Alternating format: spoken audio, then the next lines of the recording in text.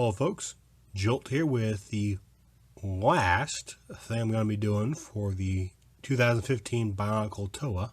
The idea here, just to give an overall overview of the series as a whole. The Toa not including any villains. Build-wise, each Toa features both a Toa and Protector torso, the Toa and Protector head, weapons of their own, as well as each one has a stud launcher. So first off, Tahu here basically wanted to make him look like a volcano of sorts, as he has his gold mask on, his two fire swords, which have flames coming off the back, because I had the parts to do that. On the back, you can see that the Protector torso is in his right shoulder. The friction, pretty simple. Here we have Liwa using his launcher as a bow.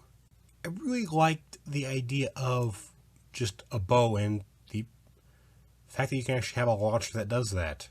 It's just overall fun to do. Over on the back, we can not really see it, but the Protector torso is actually a torso extension, so Liwa's torso and back is a little further out. Now, as for originally Pohatu's boomerangs, I find they work a lot better as wings. I mean, they got turbines in their centers. Why not? In fact, technically, those could work as two jetpacks. Might try that in the future. Up next, we have Pohatu, whose gearbox is in his legs, where, as I've said before in his individual review, they should be. On the back, the Protector torso is actually a backpack here, holding the launcher and head. And honestly, I prefer this method for adding friction. It just seems to work a lot better to have a ball and socket joint be what you use to add friction. So far, it's proved to be the best way to get good friction without taking up too much space. And of course, since his main attack is kicking, his legs are heavily armored, even using a Protector foot and some Skull Spider legs to give him a bigger foot. But he also has these two daggers. Taking a look at Gali here, I just try to make her as much of a scuba diver as I could, giving her a gold-edged trident, scuba fins, as well as the turbines.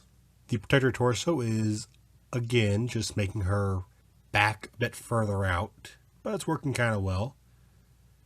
The shoulders do seem a bit low on her, at least from the back, but from the front they're not too bad looking. Again, using the ball and socket joint. And at this point, I just want to point out this is using only the parts from the Toa and Protectors. By no means am I using all the parts, but only the parts from those sets. Looking at Onuwa here, I'll admit the arm's a little sparse when it comes to armor, but nothing really quite looked right on those shoulders. Feet are a little bit scrawny, but is where his arms matter the most, where they have the giant boxing glove claws. The Protector torso is actually attached to the front of Onuwa's torso, just to get this little piece of armor to actually fit. On the back we have the Star Drill, acting as both back armor and the handle for turning the gears. I really wanted to use it, and that's the best place I can think to put it. And lastly, we have Kopaka, who undoubtedly has the highest part count. He is big and burly, with his shoulders actually being up a lot higher than they should be, mostly give him a hunched over look because he's been in the snow. He's been in the deep snow. You are not happy when you are in the deep snow. Unless you're a dog who's about to come back inside, running through the snow is not that fun. Granted, he does have the same weapon as Tahu, which is the sword with ice coming off the back, just because I have the parts to do it.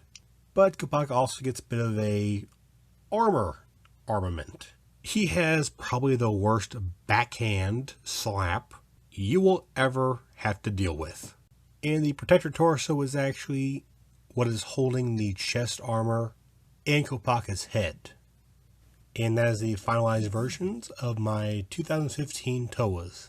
I'm really glad that this series came back. I'm glad that they have the gear gimmick back, which is fixed now. You know, I'm wondering if I can apply the same changes to the original Towas, to the old torsos. I might see about that, at least with one of them. Probably on Nua. All in all, the series has been great. Got some great build ideas, even better parts. I mean, there is a gear function you can use with Hero Factory build systems, which is what this is. This is the Hero Factory build system. But with Bionicle, it just felt more complete, if I may.